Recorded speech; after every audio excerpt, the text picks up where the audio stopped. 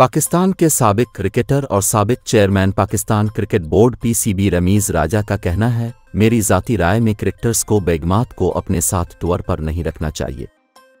रमीज़ राजा हाल ही में एक पॉडकास्ट में शरीक हुए, जिस दौरान मेज़बान ने उनसे सवाल किया कि शादी के बाद क्रिकेटर्स को मिसफिट देखा गया, ऐसा क्यों है? जिसके जवाब में साबिक चेयरमैन पीसीबी ने कहा कि ये सब मेरे साथ भी हो चुका है, लेकिन मेरा मानना है कि बीवियां बेचारियां यूं ही जद में आ जाती हैं। मैं एक टूर में भी अपनी बेगम को साथ लेकर नहीं गया, क्योंकि मुझे अंदाज़ा था कि अहलिया की वजह से मेरा फोकस क्रिकेट से हट जाएगा।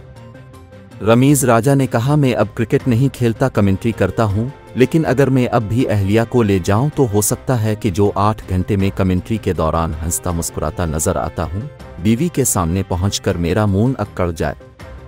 रमीज़ राजा का कहना था कि छोटे बच्चों के साथ ट्रैवल तो खिलाड़ियों को बिठा देता है, अगर अब स्टेडियम में अच्छी परफॉर्मेंस न दे सके तो होटल पहुंचकर बच्चे का पर बदलना है, बीवी को शॉपिंग पर लेकर जाना है, तो उन सब के दौरान आपका मूड कैसे ठीक रहेगा?